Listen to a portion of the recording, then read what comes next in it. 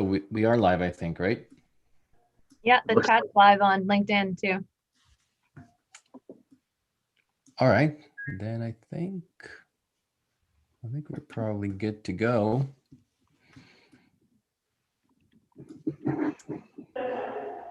All right, so I think that one of our team members said, "Can you talk about weather for 1 minute until people log in?" So hopefully we have. How's the weather in San Francisco, Nick? Right. Well, it was sunny this morning. There's a little fog cover that's come in, nice little wind, but it's nice to breathe the West Coast air again. Beautiful, beautiful. All right, so we're gonna get going here in a second. All right, so let's talk about our topic today. All right, so welcome everybody. We have people trickling in, I think. So today we have wonderful guests that we invite. Thank you for joining the series of webinars that we call Leading with Purpose. And excuse me. And we're going to talk about today the topic, we call it why veterinarians unhappy, but we're going to talk about a common problem in the industry and the talent and scarcity of the talent and try to uncover what are the reasons for that. But first, I would like to introduce our wonderful guests today. So the first guest that we have is Alyssa. I'm going to butcher your last name. It rhymes with pages. Sorry? It rhymes with pages. Mages. Okay. All right. There we go. Alyssa Mages. So she's Hi. a co-founder and chief visionary officer at Empowering Veterinary Teams. So Alyssa, why don't you introduce yourself to our guests? Absolutely. Thank you, Ivan. It's an honor to be here. I'm excited to be hanging out with everyone today. So I've been in veterinary medicine since 2004. And I had my bachelor's in marine biology and then transitioned over to this incredible field and got my credentials in 2012 officially. So I've worked all throughout the industry, lab animal to large animal, and thrown some good marine predators just for fun. But my passions are truly emergency critical care and education, and found a true niche in training and coaching and growth and development within the veterinary team. So absolutely love our veterinarians, and I'm really excited to speak to that today, but also our veterinary technicians, nurses, and assistants, those integral members of the team. And that's why we founded Empowering Veterinary Teams back in 2019, to really make sure that we work together to inspire, instruct, and make a positive impact for change. Wonderful. Thank you.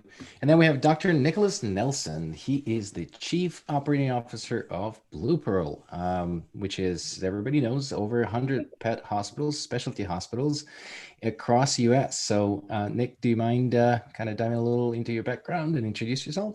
Yeah, for sure. Thank you very much. Really excited and honored as well to be here to take part in this, I think, really important topic that in the current state where we sit in our profession, it's probably as important as ever of a time to actually dive into it and have a discussion.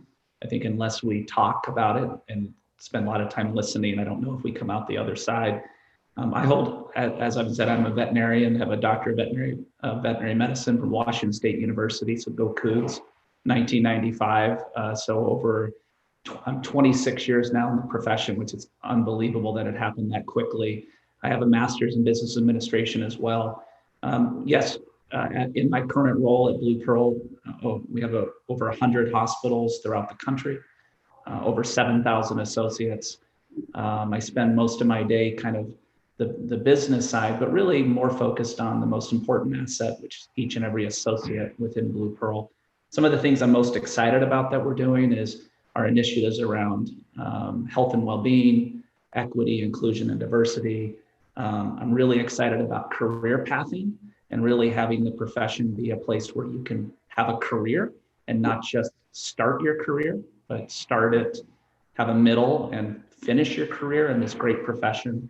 And then finally, very excited about what we need to do in our profession to really make a better world for the planet through sustainability. Nick, thank you for that introduction, and what a wonderful way to have a broad reach like yourself for these initiatives in large organizations like BluePearl. And then we have, last but not least, Josh. I'm going to butcher your last name as well, so you go for it.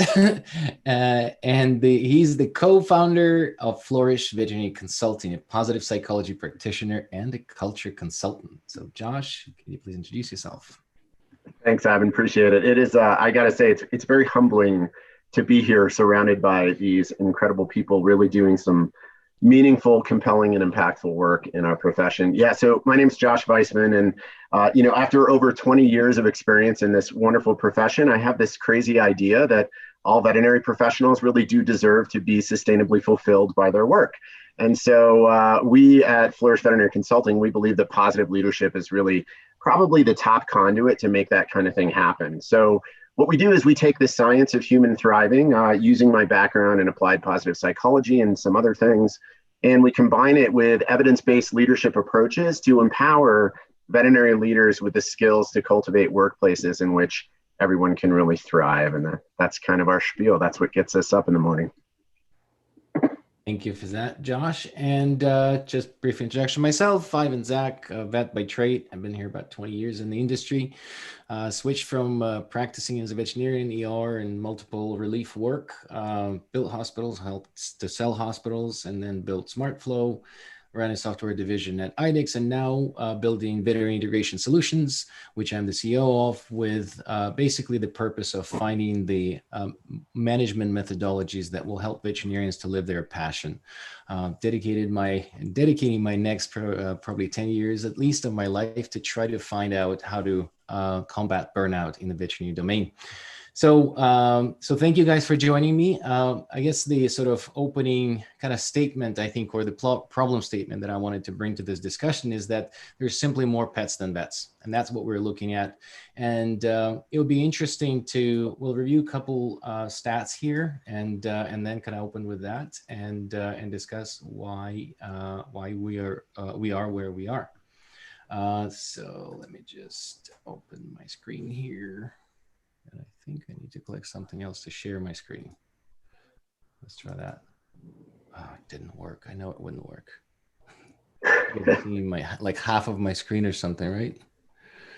Technology is wonderful until it doesn't work yet. Let me just try that again. All right, so maybe I should have done it a different way. All right. So couple stats here. All right, maybe this will work now. Can you guys see it? Yeah. Slide. Okay, there we go. So quite an astonishing stats that about 40% of veterinarians consider leaving their profession. They don't want to work as vets anymore. About 1/3 of the veterinarians in a survey, I think it was an AVMA, would not recommend becoming a veterinarian. And then statistically, it's about 45% of clinics in US are lacking 1.8 vets. So almost 2 vets are needed in half of the hospitals in the nation.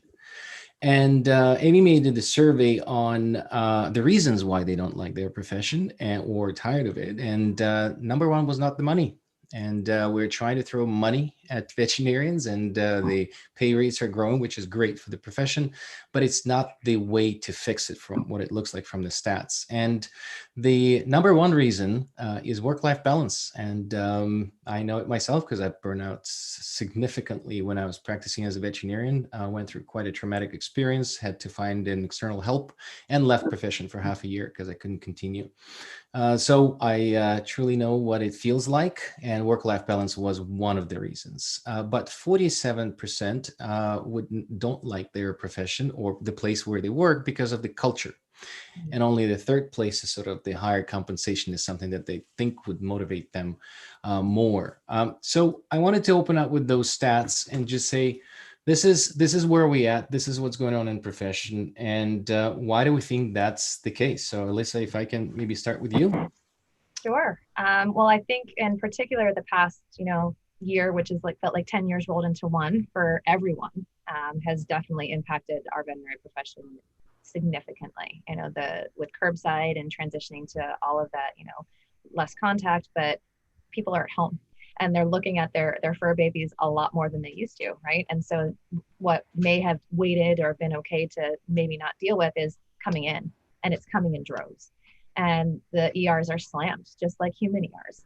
But that's not, at the forefront in the news field, right? So we don't hear about what is all happening in the veterinary essential workers experience. And the 10-hour days are 14. And the 14-hour days that usually happen when you did a 12-hour shift are 16. And the work-life balance, it's not there, right? And also the part of it too is we feel that the isolation on different fronts, right? Because we don't want to complain at work, because everyone's going through it, and we can't necessarily complain at home because we're actually getting out of the house, and some people aren't. But I don't know about those of you that have significant others, but I think I've totally burned my family out on hearing gross stories about what I've had to deal with at the practice. So it's just there's no ebb and flow anymore. It's just flow and flow and flow, and there hasn't been a real conversation that has evolved into action, right? For those well-being and mental health pieces. They're starting. You can feel the momentum and the impetus is growing, but that hasn't really been at the forefront until the past 2 to 3 years. And that's, it's impacted everybody. What we do is an emotional experience, right? It's not just a mental profession, it's mental, physical, and emotional. And that takes its toll over time. Thank you. And Josh, maybe you have sort of an opinion on that? Yeah, I mean, I think that what Alyssa is saying is incredibly insightful and very accurate. I would add to that I feel like the people in this profession are some of the most resourceful, resilient, capable of evolving, talented, skilled, and passionate human beings that I think I've ever met. And I think we've done a really excellent job of taking those resources to bear and using them to find ways to meet the needs of the animals and the people that we serve. And that's really awesome. We've done a really, really good job of doing that. And in doing that, we've sort of neglected as a profession, as a community, using those incredible skills and traits and characteristics to also find ways to meet our own needs. And I think that's sort of the next step in our evolution. I think part of the problem is that we've put so much of our resources into meeting the needs of others that we've sort of lost out on finding ways to meet our own needs as well. And I feel like that's sort of the next evolutionary step of the profession that we're going to need to take to not just, taper down, but really turn around these statistics that you saw there, all of the people that are leaving in droves. That makes sense. And so coming from large organization like you're in, Nick, do you find that these stats are accurate? Do you feel a need in finding, trying to find the talent? And what do you think is the reason? Are there more attractive ways to attract veterinarians to work for the organization? Or are you seeing any trends? There's not a ton to add, but I'm going to break it down, and I think into 3 kind of pillars and how there are 3 big rocks. And I think the first rock, the current state we had is what we've been talking about, but I'm going to take a step back and say, when I went to veterinary school, most of us on this call today, it was purpose driven. We went there to make a difference. We went there to be inspired by the human animal bond, to do right by people and their pets as part of their families.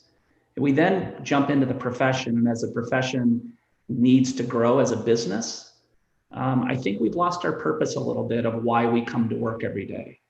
It's not, yes about the number of cases you've seen, the number of surgeries you've done. Yes, we need to be fiscally sound to be able to rebuild the profession and to create the facility improvements, the quality improvements in innovation, to give back to our people so that we can have a sustainable profession. But the purpose isn't fiscal. The purpose is much more deep than that. It's about caring for people, for all of our associates that provide the care, caring for them first, and knowing through that we can give ourselves to people and their pets, pet parents and their pets. So I think that's the first thing, is we have to get back to the basics and make sure that what is our purpose in each one of our hospitals each and every day across the country, whether they're part of a large organization or privately owned. We better refine and not forget, why do we come to work every day? And let's make sure that's personal, because being personal is productive. Part 2 is, now let's talk about 11 plus million new pet households, already a very stressed system with not enough veterinary professionals to provide the care. And then you add on top of that a pandemic, and our clinicians, our teams, not just clinicians, technicians, customer service stars, by the way, hospital leaders, by the way, have been, I don't know if we spent enough time talking about the pressure they've been under to try to keep their team alive through all this. So I think that's another area to look at, is that they started off this pandemic with just being afraid. And we kind of got through being safe. Part two then was this, I'm calling it not acute pain, but chronic pain, like a chronic headache that went on for a year with no relentless, it never relented. It just kept coming and coming and coming. I was in Minnesota this week, and we have an internal medicine team there. The next available appointment's June 8th. What do you think happens if their next available appointment's June 8th? They're getting backdoored into the ER, which further stresses the system. And where I sit today is we need to be okay with setting boundaries. We must set boundaries. It can't just be about saying yes to every single patient that comes through the door. We have to be okay with pausing service. We have to be okay. And that's where, as leaders, people on this phone, is that we have to give you permission to do that, because the oath we took creates this incredible, it starts to affect us of, am I doing the right thing? How could I say no? But if we don't say no, we're not taking care of ourselves, and we're going to wake up one day with a profession that is incredibly fractured. And the time to solve this is now. So boundaries and permission to have boundaries. And part three is we must start talking about mental health. It's not the days of not talking about mental health means you're crazy. No, everybody on this call today has mental health stuff. And I look at it in three areas. We must listen, we must then participate, and then we must demonstrate by our actions that we're going to engage there. And I think by understanding purpose, making sure that coming to work has meaning, to set the boundaries and being okay that we can't be all things to all people. That's how you're nobody to no one. And part three is, let's talk about mental health. Let's listen, let's be a part of this, because the third phase, as I said, phase one is fear, phase two was chronic pain. Phase three, where we sit today, and we're feeling it at BluePearl, is what I call kind of the post-traumatic stress disorder. We finally are sitting here saying, well, what about me? What about my life? What about my family? What about my health? And if we're going to really keep this industry from being fractured for years to come, that's how I look at that question and how we start to get our ways out. And it's going to be a collective effort. It's not going to be BluePearl just doing it. It's all of us. It's a better world for all, ALL. And that's where I see, that's the commitment that I want to make. And I want to partner with other leaders to get us there. That makes complete sense. I wanted to sort of touch on the topic of potential generational differences. So, if you guys follow Simon Sinek, he was talking about millennials in particular being narcissistic people with a sense of entitlement. I'm in the first year of millennials, so I'm one of them. And then basically with the whole technogenic generation, the instant gratification, how we perceive information, and basically everything that is associated with how we behave online and everything else, potentially changes how people are motivated. So this is where it's interesting, because a lot of veterinarians, or majority, I think, of veterinarians are millennials today. So is there any difference in the generations, how they're motivated to work, or is it the sort of the approach that we take that is one fits all? So Josh, I don't know if you want to kind of open with that.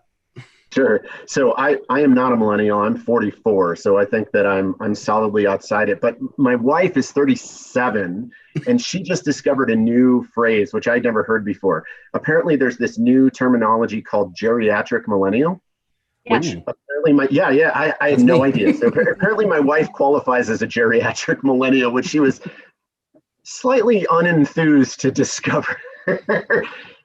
So to answer your question, Ivan, about generations and different modalities of motivation.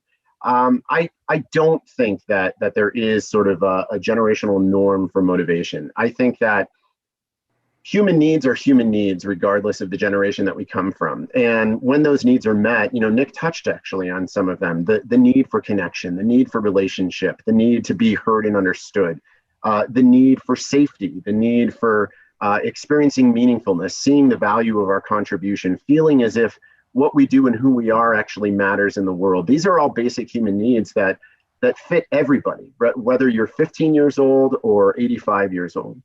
And so, actually playing off a little bit of what Nick was talking about, I was listening to those 3 pillars, Nick, and I was nodding my head through the whole thing. What it sounded to me like was that you were talking about relationships.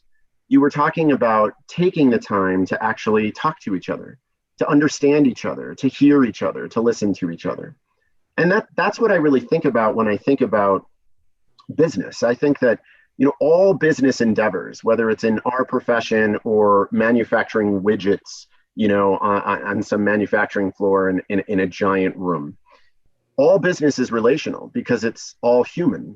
There's no such thing as a business outcome without a human being driving it. And so leadership is therefore relational. And I think the best way that we motivate people is to sort of try and look past the stereotypes that we may have, preconceived based on their age, and actually sit down and talk to them. Tell me about a time when you felt like what you did here matters. How can we help you do more of that? Tell me about a boundary that you feel like, if you could just increase it by 10%, in its efficacy or veracity, it would have a really big impact in your life. How can we help support you in identifying that boundary, sharing it with the world, and then really, honoring it? Those are all relational things. And I think that it really comes down to more on that individual level, and finding ways to embed that in our practice, whether it's, an independent small practice and you're the one doctor owner and you're just having these conversations with everybody who works with you, or you're BluePearl and you're training the trainers, if you will, coaching the coaches. The people who are on the ground developing those relationships, you're empowering them with the skills to do just that. Alyssa, you wanted to add something? No, that's exactly, Josh just hit on a particular nail that I love to drive home, is that you can't expect someone to learn the same way that I do, for instance. And I think, again, like Nick and Josh have both spoken to so eloquently, is that it's a relational approach, right? And so if I'm a visual read, write, or kinesthetic person, but you like to talk things out, I have to switch my stance, right? And meet you in the middle so it can work. And not everyone is built to be a trainer. And that other part of that too is, I love what Josh said, that you got to train the trainers and coach the coaches. But remember that we train skills and we coach people. So you have to interweave that whole process together. And I just think that's incredible to hear that in different ways from everyone that's sitting here today.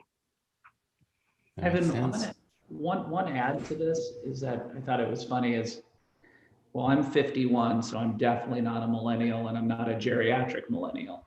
But I bring that up because I think the other piece to this millennial, 61% of BluePearl clinicians are millennials. And as I look at the profession, which is likely close to what the profession would be, I would guess, is I believe the millennials actually are helping us, because what they're doing is, I don't know if they're not more prone to burnout, they're just more vocal about what their needs are. They're more vocal, they're just more vocal about what is work-life balance, and more vocal about my benefits, and more vocal about my teammates, and more vocal about how far can I go. And I actually, would say that the millennials come at an incredibly important time, because we need to listen to this. What they want is the answer. And then part two is, me being in the X-Gener in the room, I guess, is we also have to break down the the past from the present. We have to find ways to find common ground. The genius of the and, not the tyranny of the or. It's not about what generation is better or what stood for what.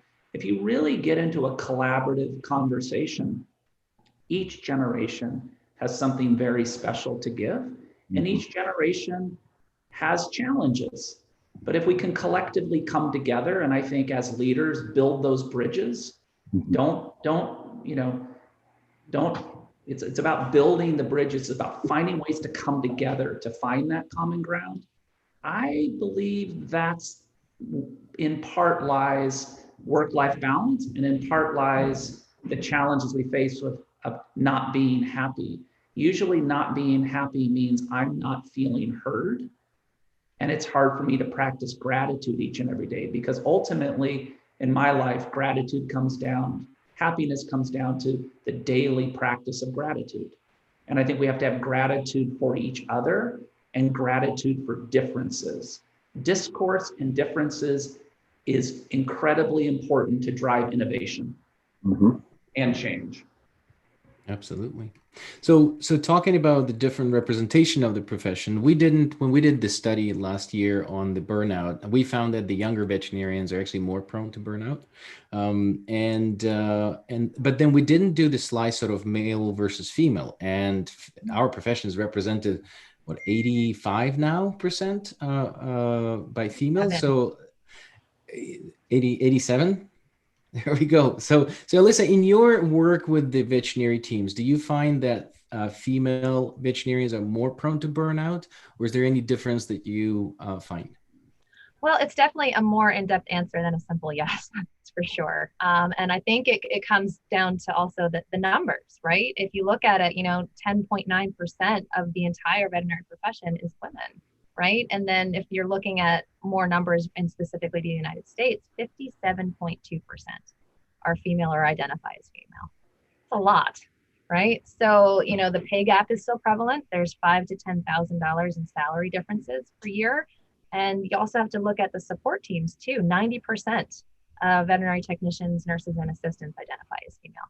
So with those numbers, yes, your response to burnout and things is going to be higher. It's really, it comes at a very poignant time to ask that question too, right? So there's definitely, you're seeing that shift that more women are leaving the workforce universally, not just in our profession but everywhere. So are they more impacted by it? Those of us that are mothers, I have 2 small humans and fur babies as well. And that adds a strain to it. And it's definitely something different in how women interact and how we, have conversations. It's different, yes, we should all be universally the same, but we're not, men and women do not communicate the same way, and we don't emote the same way. And nor, it's about that educational process too, for each other and our teams. So do I think they're more prone to it? As someone who identifies as female, yes, I can feel that very, very deeply and keenly. But I've also had dear friends that are not, they identify as male, and it hits them hard too. So I think it's a very, practice to practice and individual to individual conversation. So like I said, it's not a simple yes or no. It's definitely something that you can see being more prevalent due to the numbers, but again, because it's a more, commonly had conversation within that, gender group.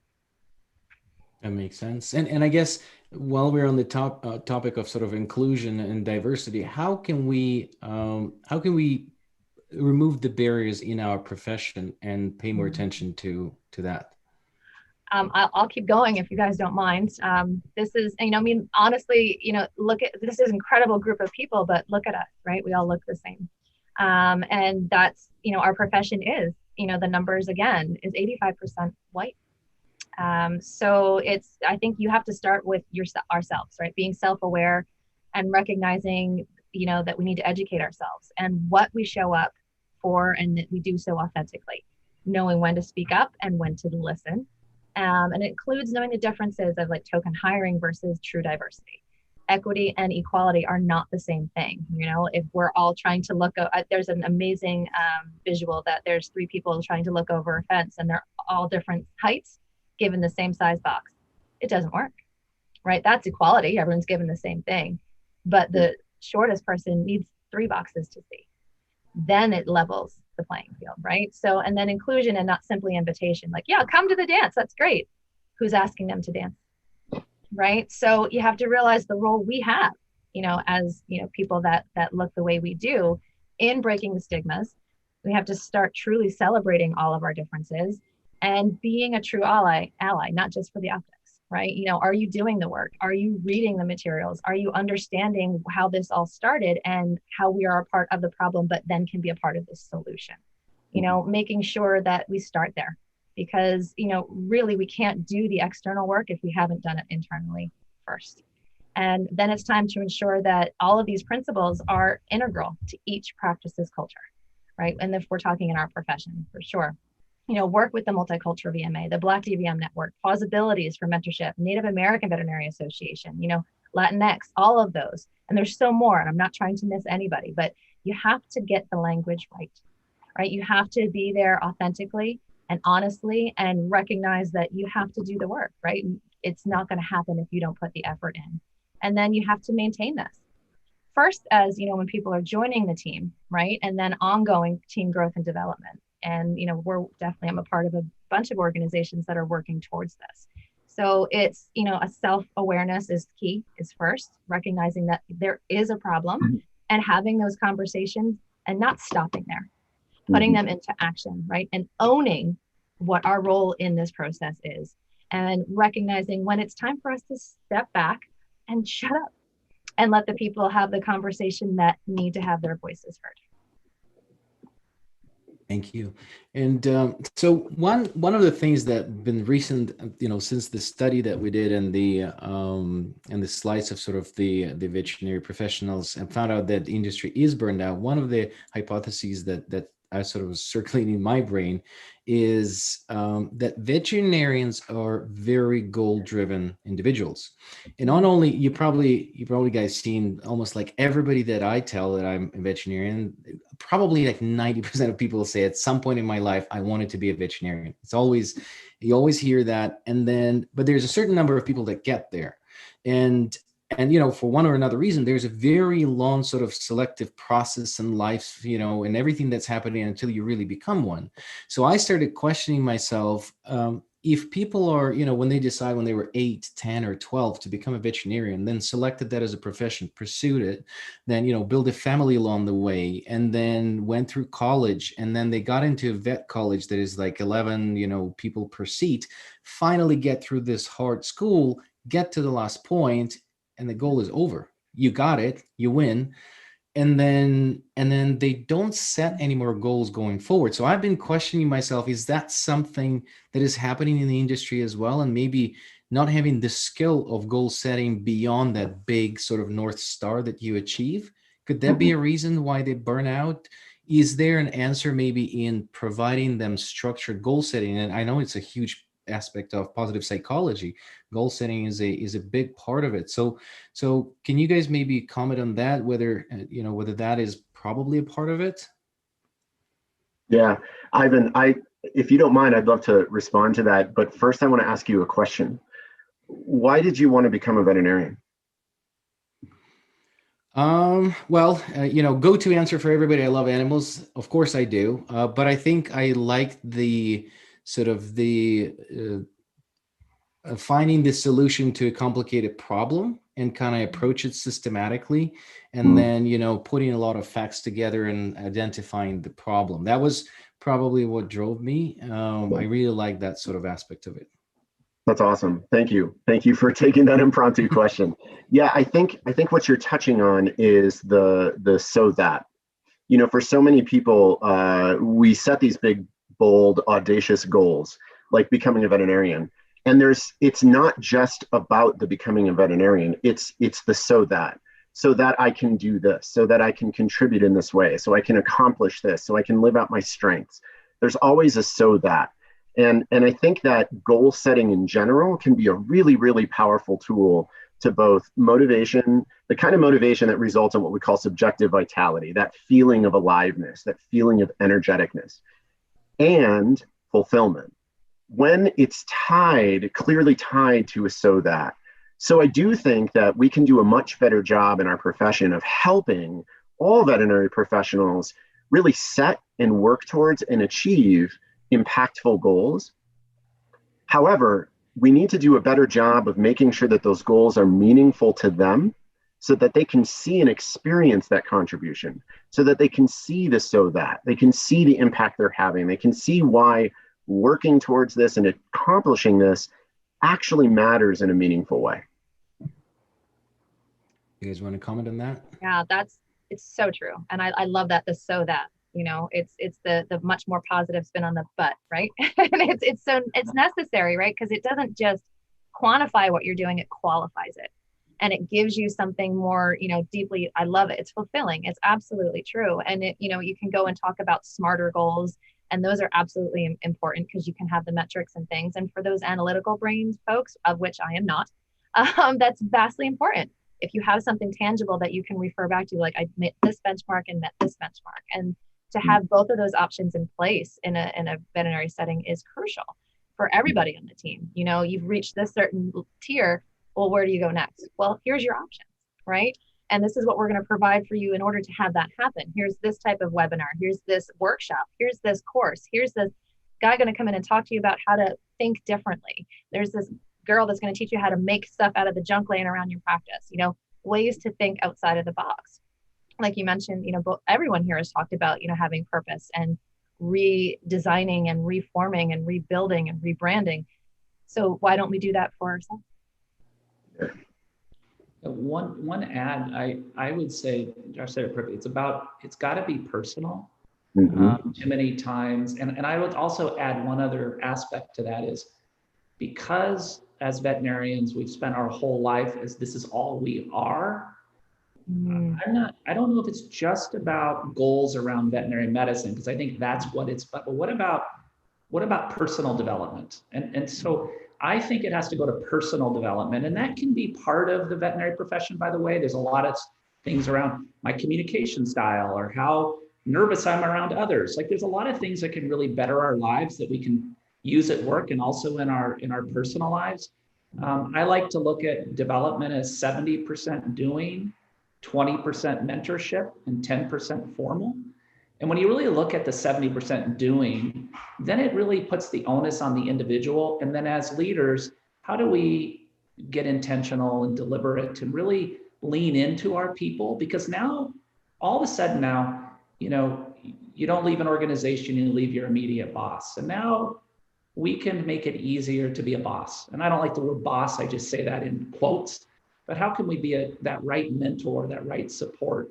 But that 70-20-10, making it personal and making sure that it doesn't just have to be about goal setting around the next certificate I'm going to achieve, or then it can be much more than that, and really about building out a more well-rounded culture of veterinarians that isn't just about the profession itself. And then, just because I have the floor, I want to add one other thing to what Alyssa was talking about with EI&D, which I think is a really important piece, is that we have to recognize and be comfortable with unconscious bias.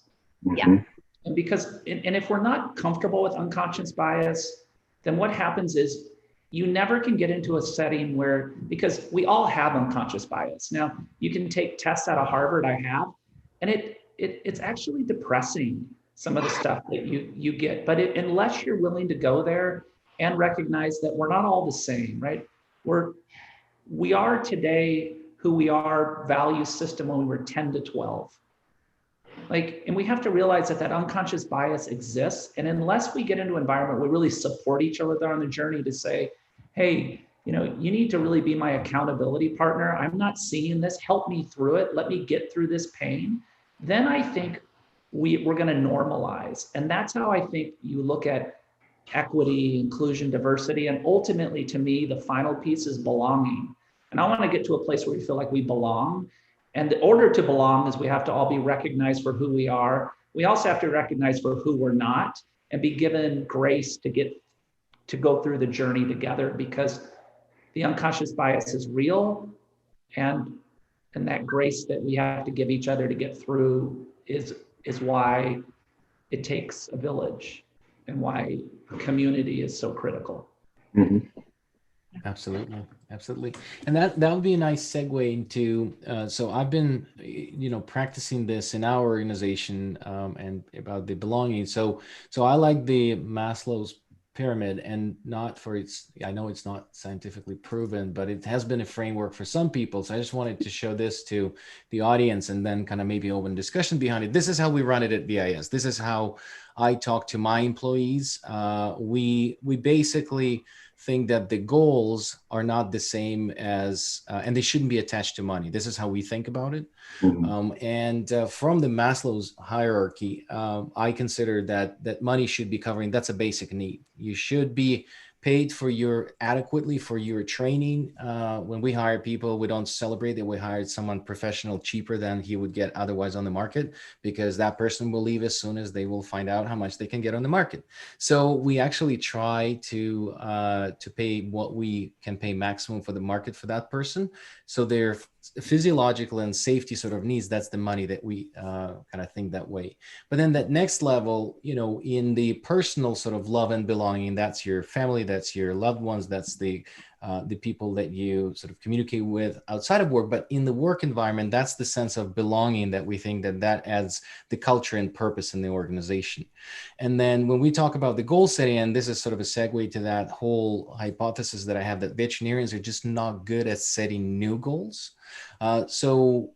My, again, thinking that if we help them to set goals in any of those directions that you guys mentioned, maybe that will help, and they don't have to be attached to money. And then when we just started sort of sending out invitations to this webinar, we got many comments, more KPIs, more productivity. It's not about that. What I'm saying is that you want to get better at ultrasound, structure it. Help the veterinarian to say, okay, now I'm a vet, but I want to be better at ultrasound. Let me help you as a leader to set out the curriculum, how you get there, and not just give you $1,000 to go to the next conference or log in on Zoom to the next conference and do one thing, but structure it, set up 2-3 year goals to get there, and then help to set another one before you achieve that. So that's sort of something that I've been practicing, and it seems like it resonates better with people, and then ultimately they do get to that place of self-actualization and happiness. So is there something to it, guys? Did you want to sort of comment on this, and does it make sense? Yeah, I think it makes a lot of sense, Ivan. I love what you're talking about is exactly what we've been sort of building up to through this conversation. It's about personalizing it. It's not about as you said, it's not about tying any sort of goal to some sort of a compensation. It's above and beyond that. It's about having a conversation. Ivan, what's important to you right now? What's your next step of growth? Where's the direction you want to go? Where do you want to be in 3 months? What do you want to be doing? And then how can I partner with you to help you get there? Which is that culture and purpose and connection and belonging. Making you feel like you do actually matter. Your goals matter to me. I'm not just here to be your boss. I'm also here to help support you in achieving what you're trying to achieve in this career and life. And I love what Nick was talking about making it truly personal. At Google, they have this wonderful thing. It's a document called the One Simple Thing document. And a lot of their managers are trained on doing this, where they have routine one-on-one conversations with their reports. And the one simple thing is often used as like a weekly kind of thing. Hey, what's just one simple thing you're trying to do this week? And it's intentionally built around nothing to do with work. So you might say, well, I'm really trying to get to the gym 3 times this week. Great. Now I, as your manager, know that you've set that as a goal for yourself. And now I can check in with you throughout the week. Hey, Ivan, it's Wednesday. I know you wanted to get to the gym 3 times this week. How many times did you get there? Well, actually, I only went once on Monday, and I don't really think I'm going to have time to do it again. And now as the manager, I know this about you, and I can go talk to others on the team and try and make arrangements so that actually today you do have a 90-minute lunch, and you can go to the gym over lunch and help achieve that goals. And yes, I totally agree with you. I think if we're having those conversations, if we're discovering what matters to people and how we can be there to support them in achieving those things, absolutely can make a massively compelling contribution to their overall sense of happiness and fulfillment. Right. And if I could add on to what Josh just said, I'm going to try, because that was really amazing. But, to go back to Ivan, to your point of how can we structure this and, have that, the supplements and how we can get there, that's what you need to create, and to go back to, again, to what Nick was saying about making it personal versus professional. Well, again, they're interwoven, right? So if we're not developing each, ourselves as a person and then supporting that, then the profession is not going to work. It's like mental health and clinical skills. If you don't work on both of them, each suffers. So I would disagree a little bit on putting that the training and the goals are on the individual, because I'd like to focus on the process, right? And going into the clinical aspect of this, which is what I like to focus on primarily, is, we've labeled so many of us for so long as like you're a beginner, you're intermediate, or you're advanced. Well, that's not fair, right? I might have come from GP and now I'm in an emergency room, so it's different. I'm learning, right? I'm learning, developing, and mastering my skills. And to go through that process, then, all right, well, here's your skill sets to do so. You're emerging, you're evolving, and then you're expanding. And to change the language and the conversation and how that's approached, it's amazing what that can do. Right. So yes, have the conversations, make sure that you're aware that this is a personal and a professional journey. They're intertwined. And then that you have the correct conversations with that awareness, factored into what you're saying and how you're saying it. Makes sense. Nick, did you want to add anything on this? I couldn't do any more justice than that. That's perfect. So I'm going to sit back and just nod and say in agreement. And one interesting thing about the goal setting and the KPIs, because when people hear KPIs, they just go, "Whoa, this is you're gonna measure me again." And your article in 360 was very interesting about different types of KPIs. So can you maybe add a little bit of a sort of angle on how you looked at it in your article there? Yeah, for sure, Evan. I'll start with just going back to where I started with, which is, is KPIs can be so often driven to how am I going to drive the business, and again I'm running operations for a fairly large company, and so we have to be fiscally sound to give back to our people, to invest in our facilities, to create the quality advancements that are necessary. Again, I don't think that's what gets you out of bed every day. And I think we need to bring purpose and meaning to life each and every day with our people. And the only way you can do that is you have to focus your KPIs around, I think, 3 big buckets. One, and most important, is your people. And we don't really create a lot of KPIs around our people. KPIs are more often around, again, price and volume. And yeah, price and volume are important, but what about people metrics? And do we really define our people metrics that get into the hearts and minds of our people, so that at the end of the day, great leaders do one thing really well, is they care. Do our people know that we care?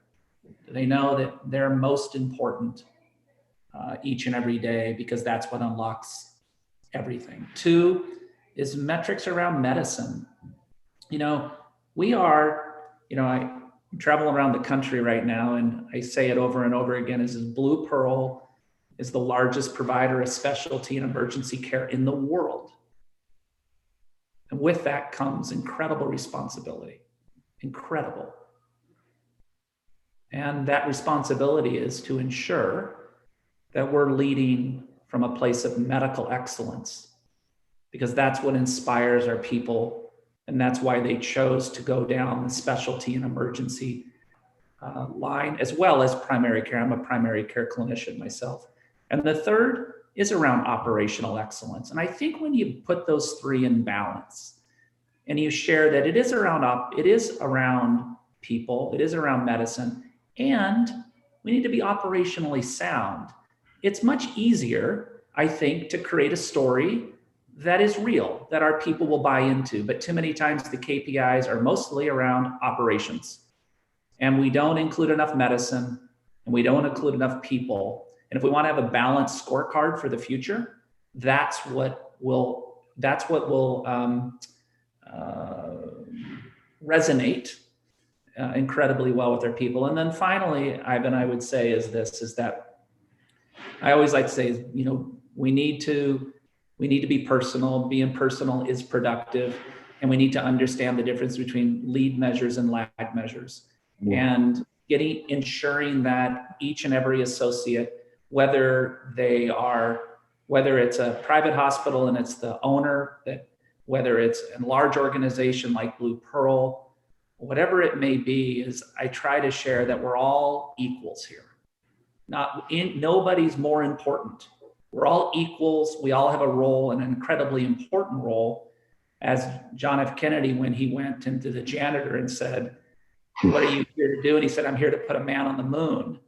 Well, purpose that resonated throughout that entire organization that led to putting a man on the moon. And we need to make sure we're treating everybody with dignity, respect, and with equality. That makes sense. And so interesting sort of additional, I love the way you put it into the balanced scorecard, because we've been using balanced scorecards in business for over 40 years now. And the whole definition was, let's stop measuring the business based on the financial metrics. Yet that's exactly what we do in the veterinary medicine. There's almost zero, and I work with multiple consolidators, there's almost zero, I would say, well, with all that I work, probably zero, that are measuring as a part of their productivity how well we interact with our people. Everybody says that we're taking care of our people. How do you measure that? So what are your KPIs on people growth? What are your KPIs on feedback from your people? And you can't put KPIs on that. Running an NPS score or the feedback from the technicians that work with a particular veterinarian. There could be a surgeon that drives, a couple $1 million of revenue, get the feedback from the nurses that surgeon works with. You might not get such a positive feedback. So it has to be really in balance, and it has to be the balance from your clients, your employees that work with each other, and then the financial metrics. That will create a balanced scorecard for the organization. I think that's extremely valuable, which leads to a question about the safety and psychological safety at work. There's one thing that we're not very good at in any environment, and one of the huge triggers of burnout, according to Maslow at least, is the breakdown of the community in the businesses, and where there's no candor feedback loop or training. So, Josh, that's probably a huge part of positive psychology, the psychological safety. Can you add to that? Yeah, I agree. I want to take just a quick step back and talk about a little bit about what you were talking about and how it relates to psychological safety. You were talking about measuring the human experience in the workplace, and playing off a little bit of what Nick was saying, that is one of your primary leading indicators. The lagging indicators of how the business is performing tends to be as a result of the environment in which the people who are doing the work are existing. And so when you can find compelling ways to measure that, John Amici talks about how culture is defined by what we tolerate. And so I was thinking about that as you were talking about, you might have the surgeon who generates $1.5 or $2 million of gross revenue annually, but if you talk to the technicians that work with him who seem to have a turnover rate of 40%, maybe they would tell you that actually he's a bit of a problem. And if we tolerate that person and tolerate that behavior, that we have now defined our culture as that his productivity usurps the impact that he's having on the people around him. That's sort of at the base of psychological safety.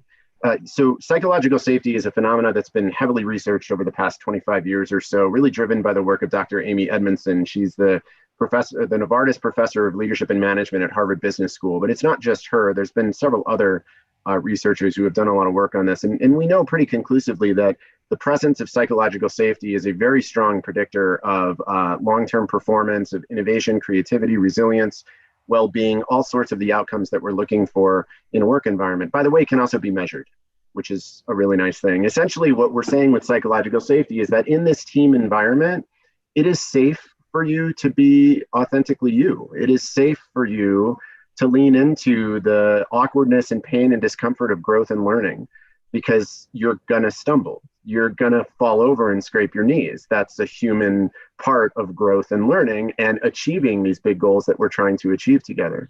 And it's okay here. You can do that because when that happens, we're all gonna collectively learn from that and grow together. It's okay in this environment to say, hey, you know what? Actually, I have an idea for a way we can do things differently. And people will listen to you and they will hear that. It's okay. It's safe in this environment to admit shortcomings, to talk to the people around you, even when it appears like everybody else knows how to do something and it seems like you're the only one who doesn't get it. that it's actually safe for you to speak up and say, listen, I could use a little explaining here. I don't really understand.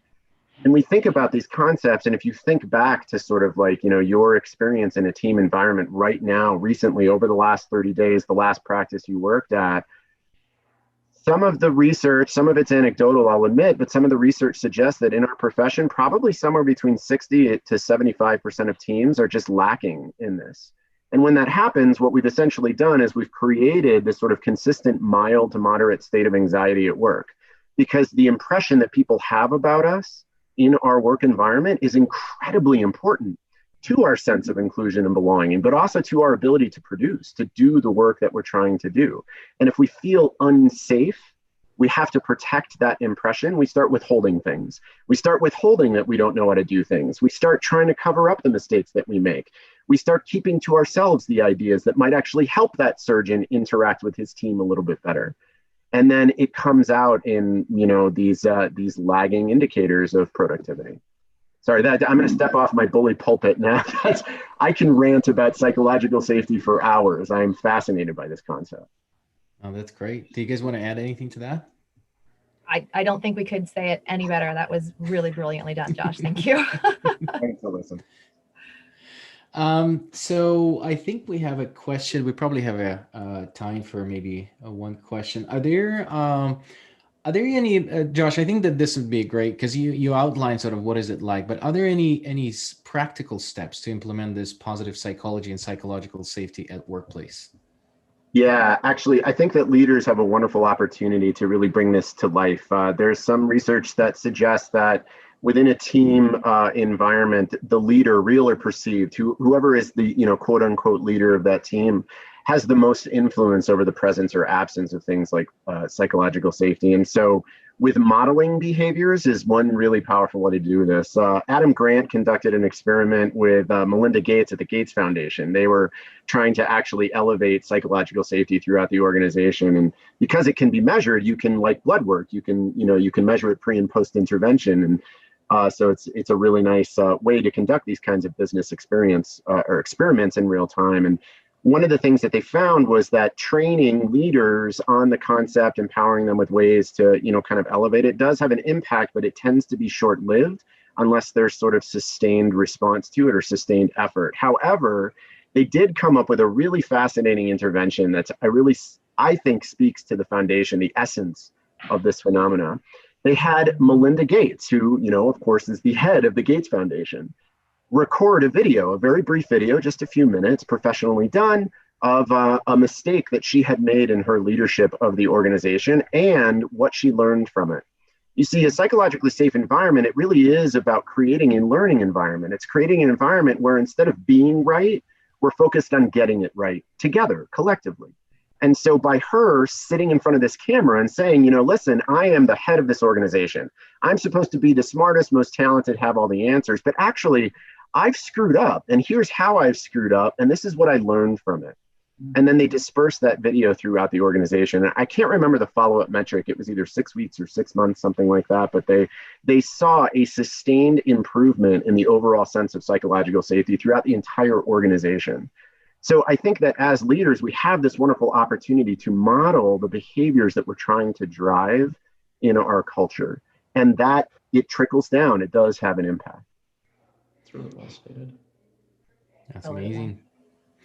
Well, if you want to learn more about these things, you can contact our wonderful guests, and this would be a shameless plug for Josh. Contact him and find out what he's doing at the Flourish Veterinary Consulting, or Alyssa at Empowering Veterinary Teams, or you can go and work for BluePearl, where you will meet Nick.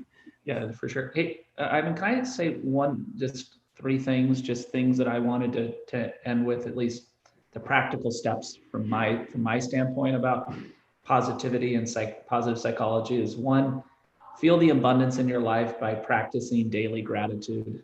Two, focus on the things you can control and let go of the rest. That circle of influence, not that circle of concern. And three, find meaning and purpose. See and remembering the difference you make, that you each and make on this call, can significantly increase your happiness. That's amazing. we'll conclude with that. So thank you guys. It was very empowering and interesting and insightful. So thank you for finding the time. You're very busy people, and hopefully our audience liked the webinar. Thanks so much, for having us. Thanks, everybody. Have a good one.